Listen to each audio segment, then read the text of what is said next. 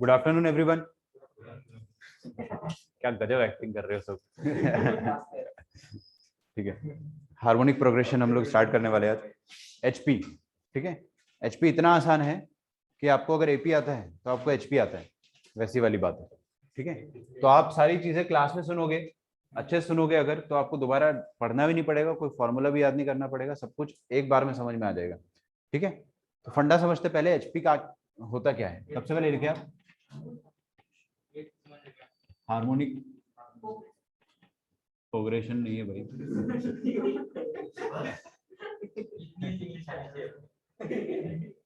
Harmonic progression, ठीक है। ठीक है भाई, वो टंग स्लिप नहीं बोलते, वो तुमने मीम देखा है कि मेरी जुबान टूट गई थी वाला। मेरे मुंह से निकल गई थी, वो वाला मीम है।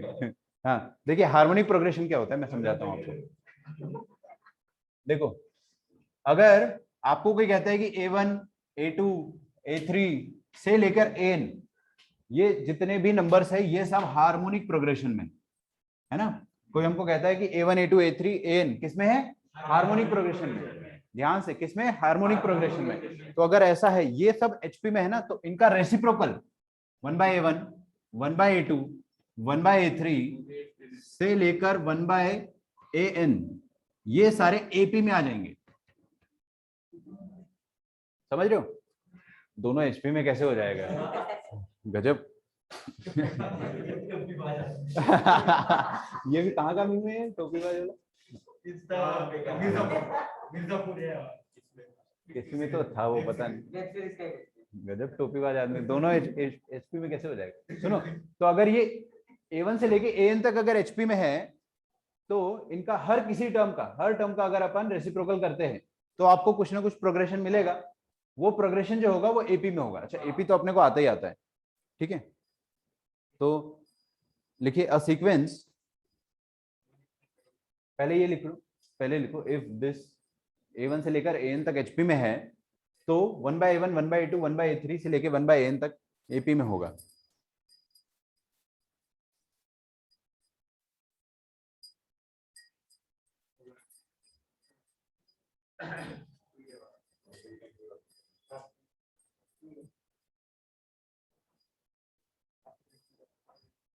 एचपी का मतलब क्या हो गया, उल्टा AP.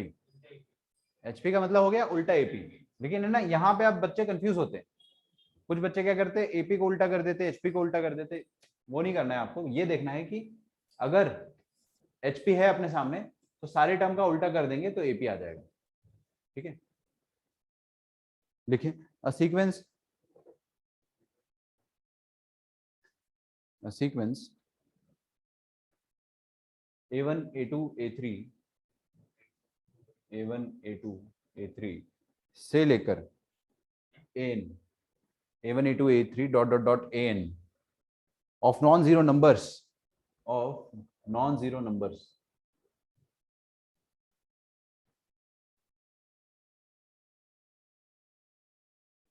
non-zero numbers is called harmonic progression, is called harmonic progression। ठीक है, हैंड राइटिंग समझ जाना। हार्मोनिक प्रोग्रेशन और हार्मोनिक सीक्वेंस। क्लास का जब टाइम पास कराना होता है तो ऐसे डाउट पूछते लोग, इसका नाम कैसे पड़ा सर, इसकी पीछे की हिस्ट्री क्या है, आपका नाम कैसे पड़ गया तेजस, हाँ? बबलू क्यों नहीं रखा आपका नाम। हाँ?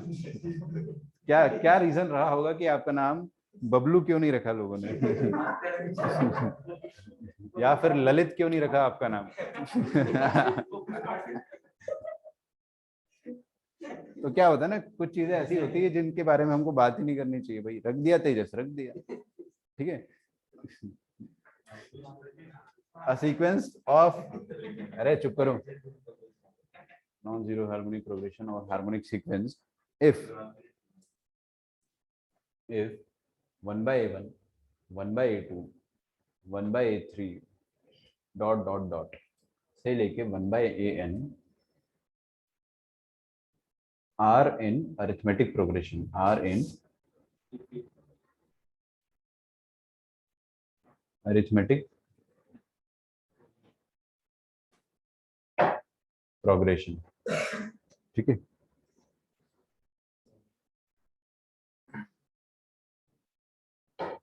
मतलब इसका क्या हो गया पता है, इसका मतलब ये हो गया कि जो भी हार्मोनिक प्रोग्रेशन है ना, जो भी टर्म्स है हार्मोनिक प्रोग्रेशन में, उन टर्म्स का कुछ ना कुछ तो डिनोमिनेटर होगा। नहीं समझ में आया? जो भी टर्म्स है हार्मोनिक प्रोग्रेशन में, उनका कुछ ना कुछ तो डिनोमिनेटर होगा हमेशा। जैसे अगर अपन यहाँ पे कोने में कुछ लिख ले, मैं आपके सामने ऐसा लिखता हूं 1/2, 1/5, 1/7, 1/9 डॉट डॉट डॉट। समझ में आ रहा है? आप देख रहे हो ये जो अपने सामने लिखा है ये कोई प्रोग्रेशन है। अपने को चलो नहीं पता है कि ये क्या है, लेकिन इनका डिनोमिनेटर देखो, सिर्फ डिनोमिनेटर देखो कि 2, 5, 7, 9 ये क्या है? एपी है। मतलब नीचे एपी बैठा हुआ है। अगर डिनोमिनेटर में एपी बैठा हुआ है तो इसका मतलब ये वाली जो प्रोग्रेशन है वो हार्मोनिक प्रोग्रेशन है। क्योंकि अगर इसको मैं उल्टा कर दूंगा तो पहला टर्म हाफ का उल्टा 2, 1/5 का उल्टा 5, ये 7 और ये 9, ये वाला जो अपने पास सीक्वेंस आ रहा है ये अरिथमेटिक प्रोग्रेशन में। कुछ गड़बड़ होगी क्या? 3-3 का हो गया क्या? यहाँ 8 होना चाहिए ना, किसने मेरे को 7 बोल के गुमराह करा?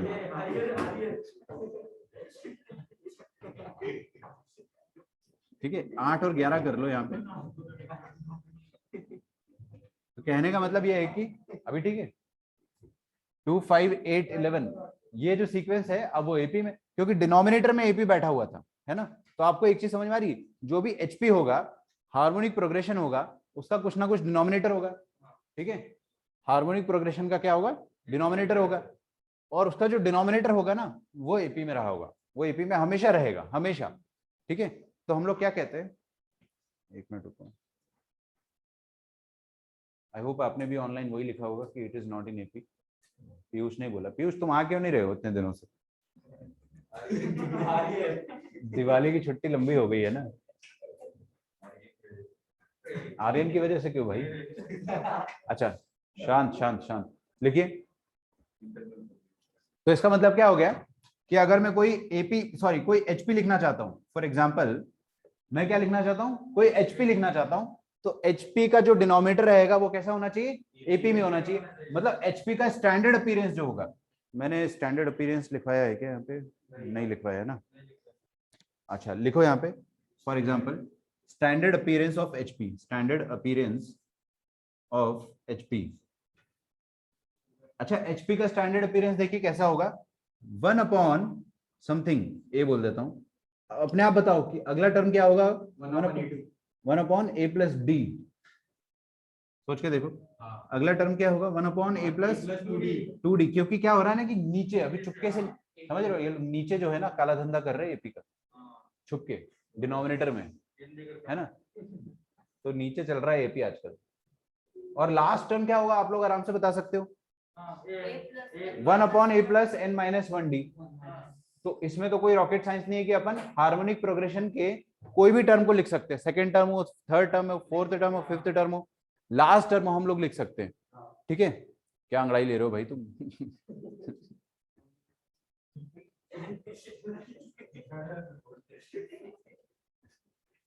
कोई डाउट? ओके, स्टैंडर्ड अपीयरेंस तो ये हो गया। ठीक है, अच्छी बात।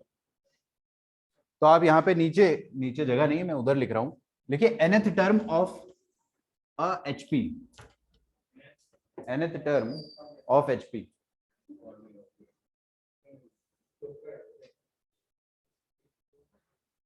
ये तो बहुत ज्यादा आसान है, किसी भी एचपी का nth टर्म अगर आपको लिखना है, नहीं मैं एक्चुअली ये देख रहा हूँ कि इसमें कुछ, हाँ इसमें भी an लिखा हुआ है, हाँ ठीक है। अब देखो nth टर्म लिखना है तो उल्टा लिखेंगे, क्योंकि 1/a+n-1d ये आ जाएगा nth टर्म, बस।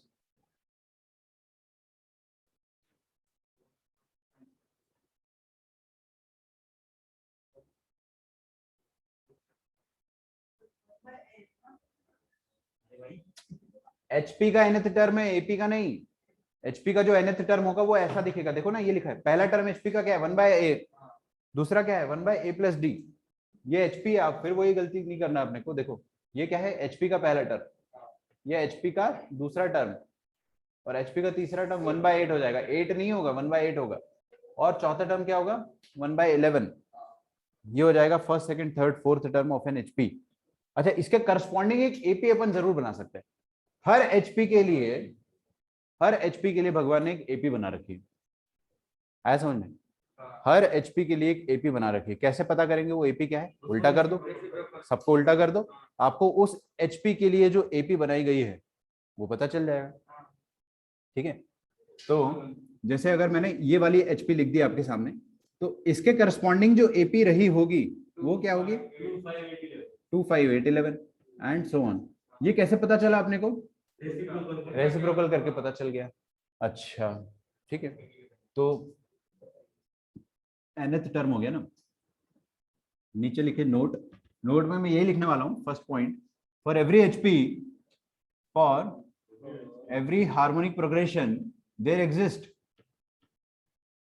देयर एग्जिस्ट ये वाला लिखेंगे जो मैंने आपके सामने लिख रखा है, ये वाला सिंबल उल्टा ई जो होता है ना, इसको अपन देयर एग्जिस्ट बोलते हैं। आप चाहे तो यहाँ पे चुपके से अपने आप को समझा लो कि this is there exist, there exist for every HP there exists a corresponding AP, a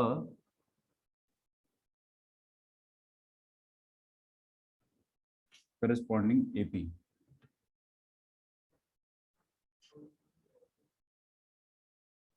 ये लिखा मैंने एग्जांपल, इसी को लिख डालो नीचे।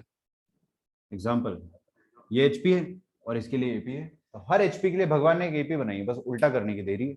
आपने उल्टा करा, आपको एपी मिल जाएगी। ठीक है, कंफ्यूज नहीं होना है आपको। मैं जब बोलता हूं एचपी का nth टर्म, तो उसको एपी के nth टर्म से कंफ्यूज मत करना, क्योंकि एचपी के ना डिनोमिनेटर में एपी चल रही है। दिख रहा है ये a plus n minus one d जो है, माना मैंने वो एपी का nth टर्म है, लेकिन वो डिनोमिनेटर में लिखा हुआ है। समझ रहे? लिखो यहां तक।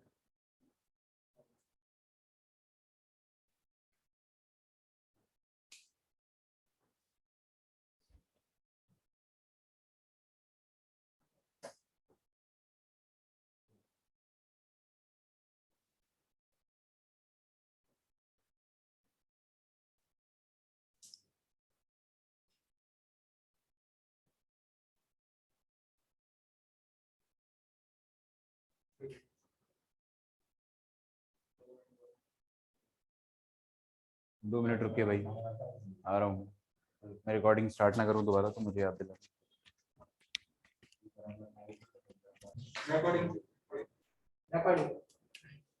ओके, तो मैंने आपको लिखवाया था for every HP, her HP के लिए एक एपी बनाई गई है, तो इसका मतलब ये हो जाएगा। देखिए फिर आगे, अब हर एचपी के लिए एक एपी बनाई गई है, तो इसी के अंडर अपन लिखेंगे सेकंड पॉइंट कि अगर ए बी सी एचपी में है,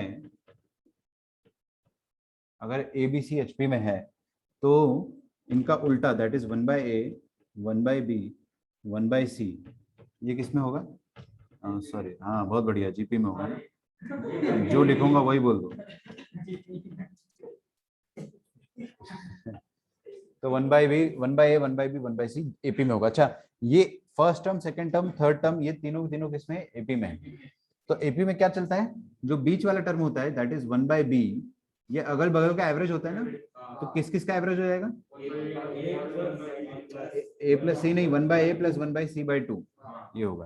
तो अगर ये तीनों एपी में है, sorry A B C HP में है, तो ये ट्रू होगा। इसका मतलब क्या हो गया कि 1/b will be equal to 1/a plus 1/c/2। ये लिख लो, बहुत आसान है। अपन ने किया क्या, देखो हर बार जब भी आपको एचपी दिखे, करना क्या है? तुरंत उसको उल्टा कर दो। जैसे ही उल्टा करोगे आपको क्या मिलेगा? एपी। एपी का तो सब आता है अपने को। आप ये कह सकते हैं कि एचपी एपी का, हाँ कह सकते हैं।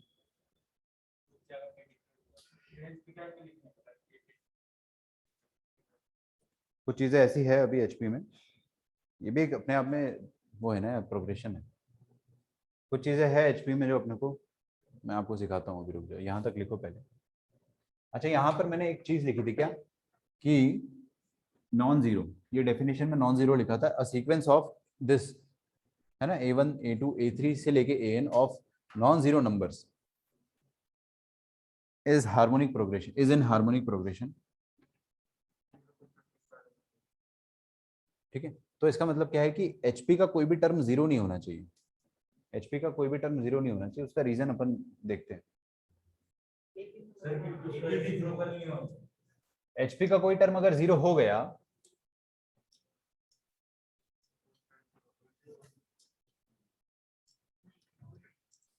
मान लो हमारे सामने कोई हार्मोनिक प्रोग्रेशन है और उसका एक टर्म जीरो हो गया और दूसरा टर्म कुछ है, तीसरा टर्म कुछ है, तो ये एचपी है अगर 6 क्या सोच के बोल रहे हो तुम?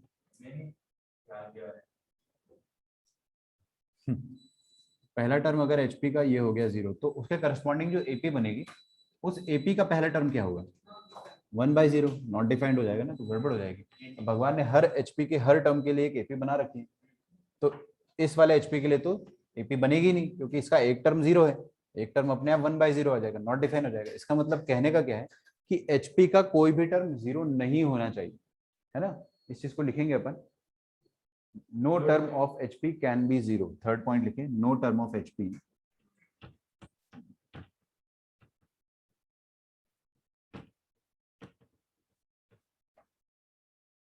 Can be zero.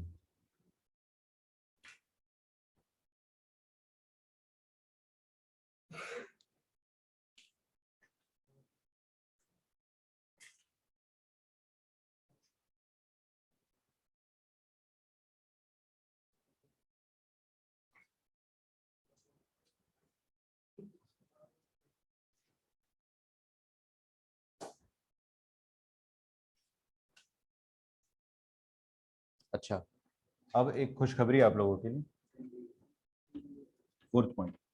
अगर मैं आपको बोलता हूं कि ये अपने सामने एक एचपी है, दिस इज एचपी, ये एचपी है ना, क्योंकि इसके डिनोमिनेटर में एपी चल रहा है, और डिनोमिनेटर में अगर इलीगल काम चल रहे हैं एपी वाले तो मतलब वो एचपी में है। इस एचपी के सारे टर्म्स का अगर अपन सम करेंगे तो कैसे करेंगे, क्या फॉर्मूला है? ना, ऐसा नहीं होगा, ऐसा नहीं करना कि पहले उल्टा कर दिया फिर एपी बना दिया फिर ऐड कर दिया और फिर उल्टा कर दिया दोबारा, ऐसा नहीं करना। नहीं आएगा, देख लो इधर, मैं आपके सामने एक बहुत ही आराम से एक एपी लिख रहा हूँ, सिंपल सी, 1/2 1/5 और 1/8। ये तीनों टर्म्स किस में है? बहुत बढ़िया, ये एपी में है, ये तो एचपी में है ना। हाँ, तो सुनो, अभी इन तीनों का सम क्या आएगा? ये तो निकाल सकते हैं अपन, तीन ही टर्म्स है, निकाल लेंगे अपन इसका सम। लेकिन आप लोग क्या बोल रहे हो कि पहले उल्टा कर दो, एपी में बना दो और फिर ऐड कर दो और फिर दोबारा उल्टा कर दो, तो 258 करो, इनका 16 आएगा। ऐड भी ढंग से नहीं कर रहा, तो इनका सम 15 आ रहा है, इसको उल्टा कर दोगे तो 1/15। तो आपको क्या लग रहा है कि इन तीनों का सम भी 1/15 होना चाहिए? ऐसा थोड़ी होगा, करके देखो। 258 का एलसीएम क्या आएगा?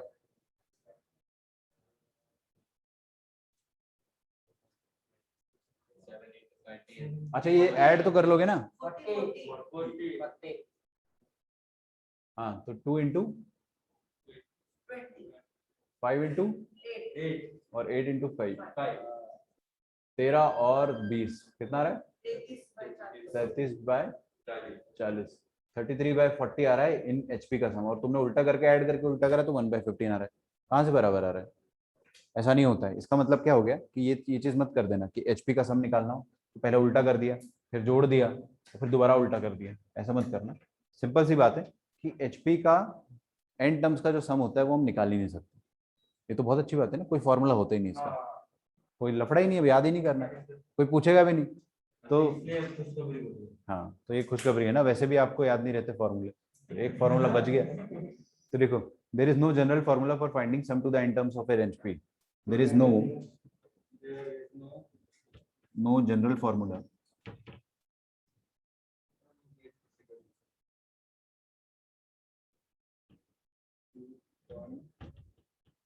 for finding sum to the n terms of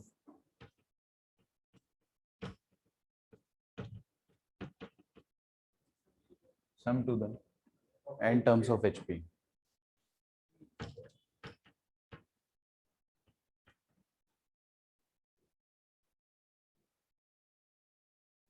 मतलब आपको अगर मैं बोलता हूं कि एचपी के एन टर्म्स का सम करो, तो उसका कोई फॉर्मूला नहीं होता है।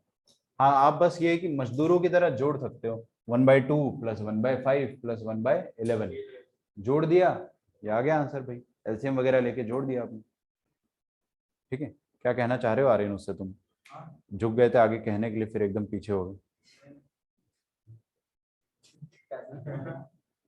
रिकॉर्डिंग स्टार्ट किया मैंने क्या?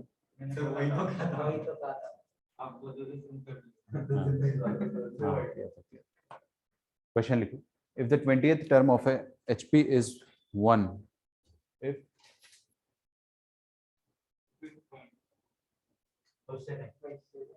the 20th term of a HP is 1 and the 30th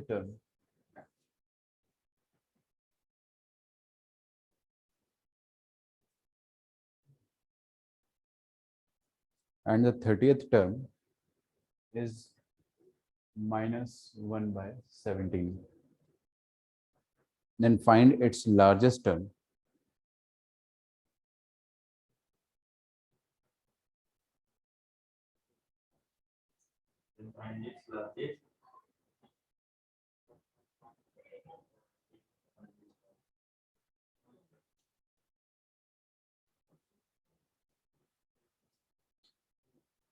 Then find its largest term.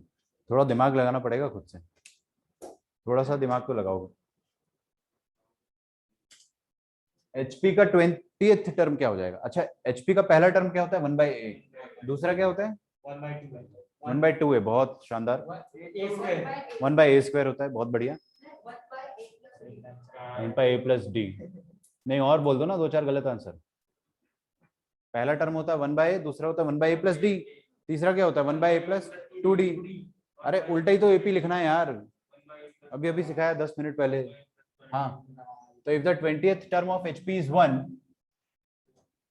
And the 30th term is -1/17, तो सबसे पहले आप मेरे को बताओ कि 20th term A20 of HP कैसे लिखोगे? 1/a+19d।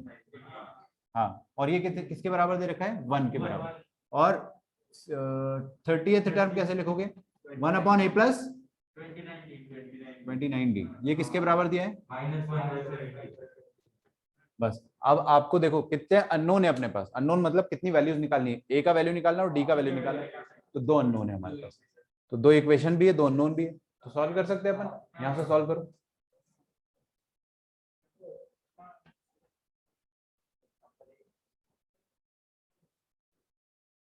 तुम लोगों ने खाना खा लिया? टिफिन लेके आते हो ना? निकालो आंसर। जिसका आंसर नहीं आएगा उसका टिफिन कल मैं खा जाऊंगा, सच बता रहा हूँ मैं, और पहली नाम पता कर लूंगा मैं किसका है।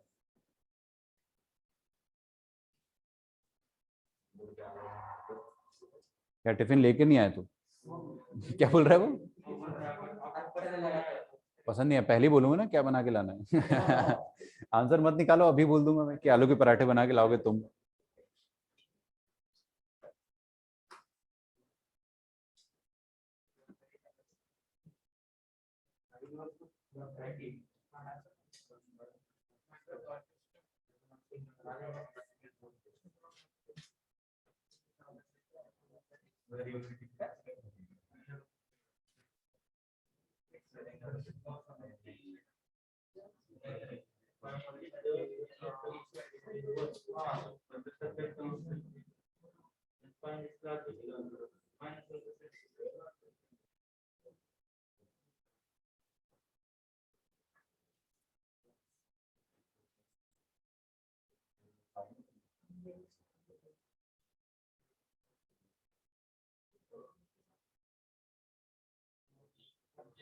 अपना अपना सॉल्व करो, जो बात करके सॉल्व करेगा फिर वही बात, शादी करा दूंगा आपस में। अब देख लो, तुमको शादी करनी है अगर किसी से तो बेस्ट टाइम है ना अपने मन की बात बताने का। फॉर्मूला पूछ लो उससे।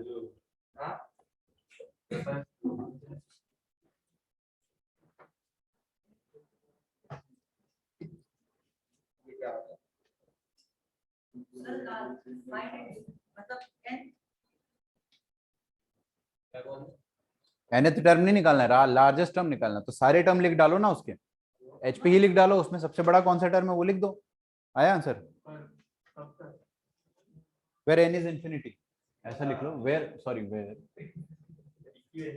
n is finite, sorry not, हाँ n is finite, where n is finite.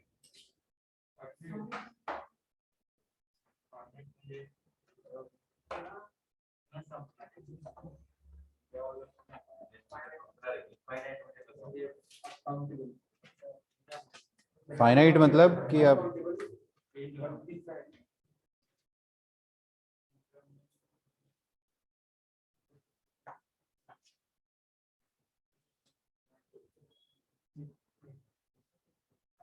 मैं बस ये चाह रहा हूं कि आप ए और डी का वैल्यू निकाल दो, लार्जेस्ट और स्मॉलेस्ट तो मैं निकाल ही दूंगा आपके लिए, ए और डी का वैल्यू निकाल दो। किस का नहीं आया ए और डी का वैल्यू? तुमने क्या वहां पे क्या कर रखा है भाई, अंगूठा छाप दिया क्या अपना? आया ए और डी का वैल्यू? आया? ए डी का वैल्यू नहीं आएगा, बहुत मार पड़ेगी आप लोगों को, सच बता रहा हूं। दो इक्वेशन, दो अननोन है, ये सॉल्व नहीं हो रहा अगर, तो अब लातों के भूत हाथों से मारेंगे, मानेंगे।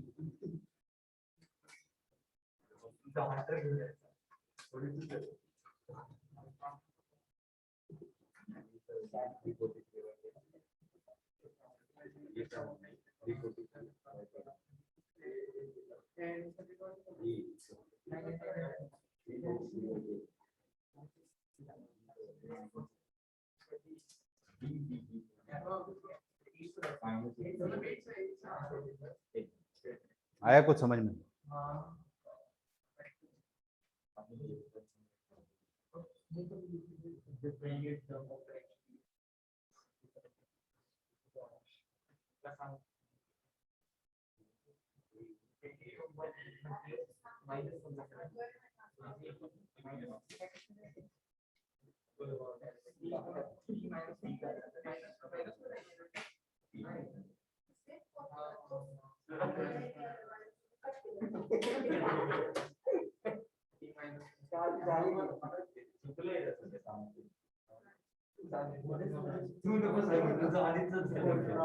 अच्छा ठीक है,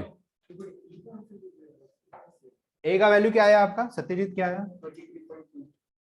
0.2, फ्रैक्शन में बता दो यार। 176/5,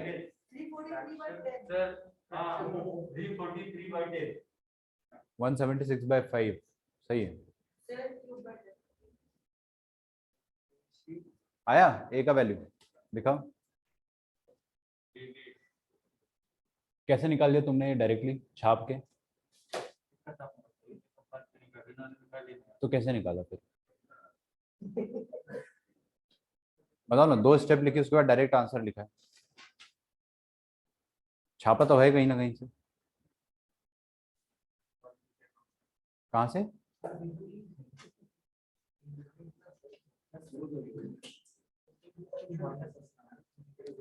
दो इक्वेशन, दो अननोन सॉल्व करते यार। एक तो तुम्हारी ऑनलाइन क्लास जो है ना 10th में भी चली थी, 10th का चैप्टर नंबर 3 यही था, दो इक्वेशन दो अननोन। हाँ 10th में पढ़ाई नहीं करी ना बिल्कुल भी? हाँ तुम क्या कह रहे हो, किए? आया तुम्हारा आंसर? कद्दू पढ़ाई करी है? हाँ रिप्लेस करना पड़ता है ना कुछ वर्ड्स को। बोलने का तो वही मन था मेरा।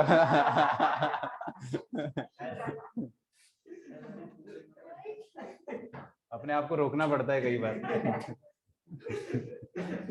तुम बेटा मेरे को मराठी समझ में आने लगी है ना, इसका नजायज फायदा मत उठाओ। इन दोनों को देखो मल्टीप्लाई कर देंगे, a + 19d = 1, ठीक है, और a + 29d - 17, ठीक है। इन दोनों को सॉल्व करके a और d का वैल्यू निकाल सकते हैं अपन। कैसे निकालेंगे? दोनों को सब्ट्रैक्ट, सॉरी यहाँ 29d है, उल्टा सब्ट्रैक्ट कर दो या सीधा कर दो, फर्क नहीं पड़ता। a - a 0 और साइन चेंज होगा, ये कट जाएगा। 19 - 29 - 10d, और यहाँ हो जाएगा 1 + 17 18, तो d का वैल्यू आ जाएगा आपके सामने 18/10 का नेगेटिव मतलब 9/5, -9/5 आ जाएगा डी। मतलब क्या है कि ये डी का वैल्यू अपने पास आ गया है। अभी ए का वैल्यू निकालना है अपने को। कैसे निकालेंगे? इस डी को उठा के दोबारा यहाँ पे रख देंगे। कहाँ रखे? फर्स्ट में रख देते, थोड़ी आसान दिख रही क्योंकि 19 छोटा नंबर है। तो a plus 19 into d, this is equal to 1। Okay, तो 19 इंटू 9 कितना हो जाए? 171, वो भी नेगेटिव का। तो a minus 171 divided by 5 is equal to 1। तो यहाँ से आपके पास a का वैल्यू कितना आ जाएगा? 171/5 प्लस 1, मतलब 176/5। ठीक है, ये आ रहा था a का वैल्यू सबका। अब आपके पास a है, आपके पास d है। HP का जो जनरल टर्म होता है, nth टर्म जो होता है, वो आप लिख दोगे। nth term of an HP क्या हो जाएगा? 1 अपॉन,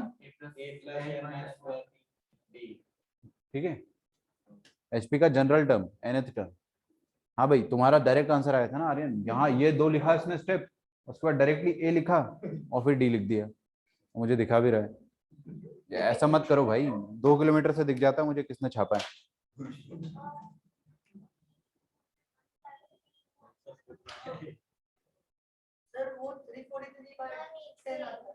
यहाँ पे अरे नहीं बेटे, एलसीएम लेंगे ना। 171/5 प्लस 1 एलसीएम लेंगे ना, तो आ जाएगा 176/5। ठीक है, हाँ। तो मैं क्या बोल रहा था आपको, ये हो गया nth टर्म ऑफ है हार्मोनिक। अच्छा रुको रुको रुको, ए तो निकाला नहीं अपन ने, डी निकाला। डी निकाला था, हाँ। ए भी निकाला, हाँ। तो ए एन निकाल लेते। तो ए एन कैसे निकालेंगे? देखो, 1 अपॉन ए क्या है? 171/5, सॉरी 176, सॉरी मैंने वो देख लिया, 5 plus n minus 1 into D. तो n माइनस 1 यही रहने दो, इंटू कॉमन डिफरेंस कितना है? -9/5 है ना, -9/5। ठीक, तो ए एन हो जाएगा 1 upon 176/5 minus 9n minus 1 divided by 5। ठीक है, ऐसा आ जाएगा। इन दोनों का एलसीएम तो 5 ही होगा, और वो जो 5 आएगा वो उचक के ऊपर चला जाएगा। तो इसको मैं डायरेक्टली ऐसे लिख दूंगा, 5 upon 176 minus 9 into n is 9n minus minus plus 9, ये हो जाएगा ए एन का वैल्यू। ठीक है, तो nth टर्म क्या आ जाएगा अपने पास? हमने वो लिख दिया। nth टर्म आ जाएगा 176 प्लस 9 कितना आ जाएगा? 185 माइनस 9n, ये आ गया nth टर्म।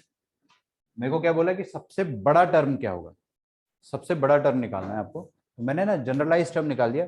यहाँ पे सुनो मेरी बात, आप जैसे ही n की जगह 1 रखोगे तो आपको क्या मिल जाएगा? First term a1। ध्यान से सुनो फिर से, हर कोई, सबका ध्यान यहाँ पे होना चाहिए। यहाँ पे ये किसका किसका जनरल टर्म है? एचपी का। एचपी का nth टर्म है। अगर यहाँ पे आपने n की जगह 1 डाल दिया तो आपको पहला टर्म मिल जाएगा, 2 डाला तो दूसरा मिल जाएगा, 3 डाला तो तीसरा मिल जाएगा। तो ऐसा n की जगह क्या डालूं मैं कि ये वाला जो वैल्यू है वो सबसे छोटा हो जाए, लीस्ट हो जाए, इसका वैल्यू सबसे छोटा हो जाए। तुक्का मत मारो, लॉजिकली सोचेंगे अपन। कोई भी क्वांटिटी, लार्जेस्ट पूछा ना, sorry, find its largest term, largest पूछा। तो कोई भी क्वांटिटी का मैक्सिमम वैल्यू निकालना होता है। अरे नहीं यार, सुन लो, अभी मैं बोल रहा हूँ। तो किसी भी चीज का लार्जेस्ट टर्म निकालना है, मतलब उसका डिनोमिनेटर जो है वो लीस्ट कर दो। कोई भी क्वांटिटी को मैक्सिमाइज करना है तो उसका डिनोमिनेटर छोटा कर दो। जितना छोटा डिनोमिनेटर उतनी बड़ी वैल्यू, है ना। जैसे कि फॉर एग्जांपल, अगर मैं आपके सामने न्यूमरेटर में दोनों जगह 10-10 लिख देता हूँ, और डिनोमिनेटर में एक बार मैंने अगर 2 लिख दिया और एक बार 5 लिख दिया, तो समझ में आ रहा है? जिसका डिनोमिनेटर छोटा है तो ये 10/2 वाली वैल्यू बड़ी होगी, कायदे से 5 है और ये 2 है ना। तो जो डिनोमिनेटर छोटा होता है उसका वैल्यू बड़ा आता है ना। अभी न्यूमरेटर तो हर बार 5 होगा। कोई भी आप n की जगह 1 डालोगे, 2 डालोगे, 3 डालोगे, 4 डालोगे, न्यूमरेटर तो हमेशा 5 रहेगा ना, बस डिनोमिनेटर बदलते जाएगा। तो आपको वो वाला n ढूंढना है जिसमें डिनोमिनेटर सबसे बड़ा हो, सॉरी लीस्ट या largest, then find the largest term. हाँ, तो लार्जेस्ट टर्म में तो डिनोमिनेटर छोटा होना चाहिए। अच्छा, तो हमने, अच्छा n का वैल्यू अपन क्या क्या रख सकते हैं? सिर्फ इंटीजर, 1 2 3। आप सही कह रहे हो एकदम। तो n का वैल्यू इंटीजर रख सकते, क्यों? क्योंकि n क्या है, टर्म नंबर है ना, फर्स्ट टर्म होता है, सेकंड टर्म होता है, थर्ड टर्म होता है। ऐसा थोड़ी होता है कि 3.5th टर्म होता है, इंटीजर ही होता है ना, डेसिमल थोड़ी होता है। तो टर्म तो इंटीजर में आएगा और नेगेटिव भी नहीं होगा। ऐसा सुना है आपने -5th term of A progression? ऐसा नहीं सुना है ना। तो n आपको नेचुरल नंबर रखना है। अब यहाँ पे n की जगह मैं क्या रखूं कि ये जो गोला मारा है मैंने, ये वाला आइटम जो है ये लीस्ट हो जाए, सबसे छोटा। 20 बोलने पे सही लग रहा है, क्योंकि सोचो ना, यहाँ पे अगर 20 रखा तो 185 में क्या आ जाएगा, 180 आ जाएगा ना। 20 इंटू 9 कितना होता है, 180। तो 185 माइनस 180 कितना हो जाएगा, 5। 5 आएगा नीचे। 5 जो डिनोमिनेटर में आ रहा है वो लीस्ट वैल्यू आ रही है। कब, n का वैल्यू 20 रखने पे। जब आप n की जगह 20 रखोगे तो आपका nth टर्म, यहाँ पे n की जगह 20 करोगे तो 820 आएगा बेसिकली, क्योंकि हर दुनिया में जहां जहां n है, यहाँ पे हर जगह आप 20 रखोगे तो आपको क्या मिलेगा, 5/5, मतलब 1। ठीक है। अच्छा, n की जगह आप 21 रख देते हो, अगर 21 रख देते हो तो आपको लार्जेस्ट टर्म बोला है ना, 21 रख दोगे तो ये 185 से बड़ा हो जाएगा और फिर वो नेगेटिव आ जाएगा। ये वाला जो है 1 पॉजिटिव है और वो नेगेटिव आएगा। नेगेटिव नंबर तो वैसे भी छोटा होता है, तो आपको तो लार्जेस्ट पूछा था ना, तो 21 नहीं रख सकते। 21 जो है वो वहां पे आपको लार्जेस्ट वैल्यू मिलेगा। तो देख के समझ में आता है ना कि डिनोमिनेटर को लीस्ट करना है। लीस्ट करना है मतलब आप यहाँ पे n का वैल्यू रखते जाओ, 1 2 3 4 5, 20 रखोगे तब जाके डिनोमिनेटर सबसे छोटा होगा। ठीक है, लिख डालो यहाँ पे। तो largest term A 20th is the 20th term is the largest term. 20th term is the largest term.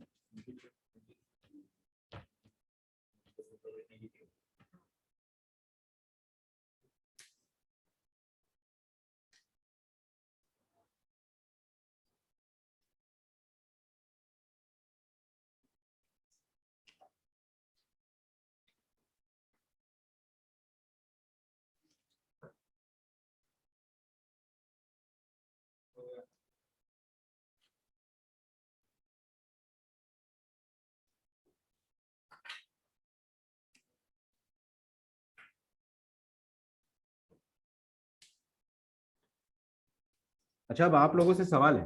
मैंने आपसे क्या पूछा था, फाइंड इट्स लार्जेस्ट टर्म, है ना। अच्छा, अब अगर मैं आपसे सवाल ऐसा पूछता कि फाइंड द लीस्ट टर्म, सबसे छोटा टर्म क्या होगा, लीस्ट पॉजिटिव टर्म अगर आपसे पूछता मैं। अरे थोड़ा सोच के तो बोलो, एकदम तुरंत बोल देते हो आंसर।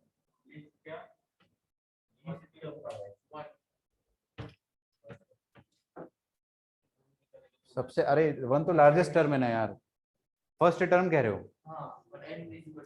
हाँ ये हाँ, ये ठीक कह रहे हो। सबसे लीस्ट टर्म, जब ये nth टर्म, इसको लीस्ट बनाना है तो कोई भी क्वांटिटी को छोटा बनाना होता है तो उसका डिनोमिनेटर बड़ा होना चाहिए। उल्टा चलता है यार, ये बड़ा तो डिनोमिनेटर छोटा, है ना। इसको अगर मैक्सिमाइज करना है, इसको लार्जेस्ट बनाना है तो इसका डिनोमिनेटर को छोटा करना पड़ेगा, लीस्ट करना पड़ेगा। तो अभी अब मैंने आपसे क्या पूछ लिया, उल्टा। मैंने आपसे ये पूछ लिया कि अगर nth टर्म को आपको लीस्ट बनाना है, सबसे छोटा टर्म, तो डिनोमिनेटर को सबसे बड़ा बनाना पड़ेगा। डिनोमिनेटर को सबसे छोटा बड़ा बनाना है मतलब ये जो 9n है ये छोटे से छोटा कर दो। 185 में से नहीं, 0th टर्म कुछ होता है क्या? हाँ हो तो जाएगा, लेकिन किसी भी प्रोग्रेशन का 0th टर्म होता है क्या? और अगर ऐसा ही है तो फिर तुम -1 रख दो ना वहां पे। -1 रख दो और छोटा आ जाएगा वैल्यू, डिनोमिनेटर और बड़ा आ जाएगा। 0th टर्म होता ही नहीं है किसी भी प्रोग्रेशन का। फर्स्ट टर्म होता है, सेकंड टर्म होता है एंड लास्ट टर्म होता है। तो यहाँ पे आप n की जगह 1 रख दोगे तो आपको क्या मिलेगा, 9। 185 माइनस 9 इज 176। ये सबसे बड़ा वैल्यू जो है डिनोमिनेटर का आ सकता है। ठीक है, आप चाहो तो लिख भी लो द लार्जेस्ट टर्म। तो मैं बता चुका हूँ 1 है। और लीस्ट टर्म क्या आ जाएगा, 175। लीस्ट टर्म वैसे तो मैंने लिखवाया नहीं है, पूछा भी नहीं है, लेकिन आपको अगर लिखना हो तो लिख सकते हो कि अगर आपको लीस्ट टर्म बोला है तो मैक्सिमाइज द डिनोमिनेटर। देखिए, if asked for least term, खुद से लिखना, if asked for least term of the HP,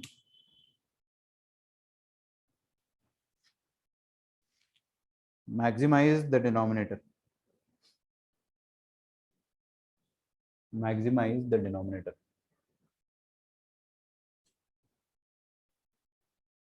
ठीक है, maximize the denominator। in this case n is equal to 1। ठीक है, देखिए अगला question, third sixth and last term of HP, third sixth and last term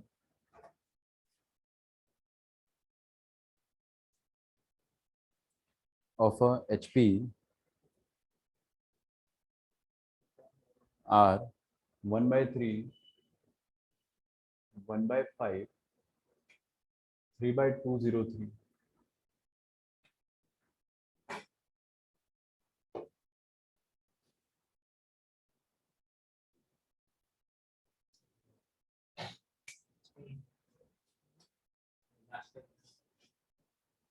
ठीक है, find the total respectively, respectively. देखो अगला, find the total number of terms.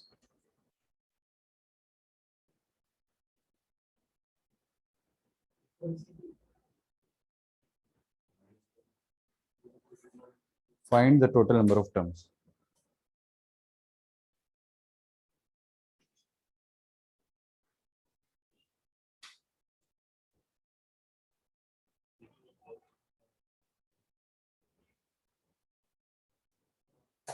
Time हो गया क्या?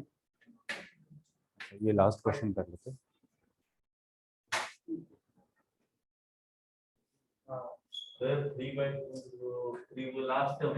3/203, हाँ वो आखिरी टर्म है, अपने को पता नहीं है वो कौन सा टर्म है, उसको nth टर्म मान लेना।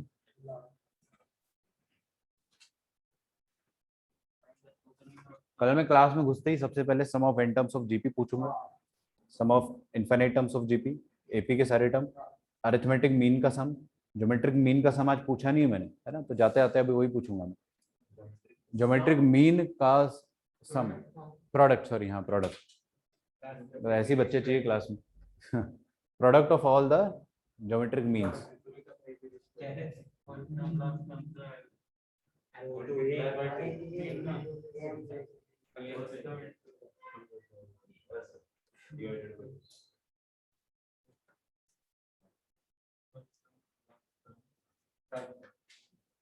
सब कल पूछूंगा मैं, अभी एक दिन और दे रहा हूँ मैं आपको। और ट्रिग्नोमेट्री थर्सडे, मैं सच बता रहा हूँ, थर्सडे मेरे को याद है अच्छे से, थर्सडे को अगर बच्चे एब्सेंट होते हैं तो फिर मैं फ्राइडे को करूंगा, फ्राइडे को एब्सेंट होता है तो मंडे को करूंगा। फेज 1 के सवाल पूछूंगा आप लोगों से, और फेज 1 की एक एग्जाम होगी ऑब्जेक्टिव बेस्ड। ठीक है, ऑब्जेक्टिव बेस्ड एग्जाम होगी फेज 1 की, है ना। ये वाला क्वेश्चन जो है आपके लिए होमवर्क है, इसको करके आओ, और आसान क्वेश्चन है, सबसे हो जाएगा। ठीक है, कल भी क्लास का 15 से 20 मिनट पूरा रिवीजन में जाएगा, मैं बता रहा हूँ स्टार्टिंग का। हाँ करेक्ट करेक्ट। सर एचपी सही, सही एचपी का सही एचपी गलत एचपी क्या होता है? सर थर्ड टर्म क्या है? 1/3। थर्ड टर्म ये है, सिक्स्थ टर्म ये है, वो लास्ट टर्म है। फोर्थ टर्म 1/4 होगा। अरे यार ऐसे थोड़ी सोचते हैं, आपको पहले देखो, सुनो, ये थर्ड टर्म है ना, उल्टा करके देख लो, इतना ही है तो, ये एचपी का थर्ड टर्म है, तो इसका उल्टा मतलब कल बताता हूँ मैं आपको, है ना, अभी जल्दबाजी में वैसे भी समझ। ये third sixth term of HP है, थर्ड और सिक्स्थ टर्म ऑफ एचपी है, तो उल्टा कर देंगे अगर 3 और 5, तो वो क्या हो जाएगा, थर्ड और सिक्स्थ टर्म ऑफ एपी हो जाएगा। तो आप सही कह रहे हो, फोर्थ टर्म क्या हो जाएगा, 4 मतलब एपी का, और फिफ्थ टर्म 5 हो जाएगा। नहीं नहीं नहीं, इतना भी आसान नहीं है, थोड़ा सा कॉम्प्लिकेटेड है, फ्रैक्शनल आएगा, बट कर लोगे आप लोग। हार्ड नहीं है बे, आसान है, फॉर्मूला लगाओ ना। अच्छा स्मार्ट, चलो।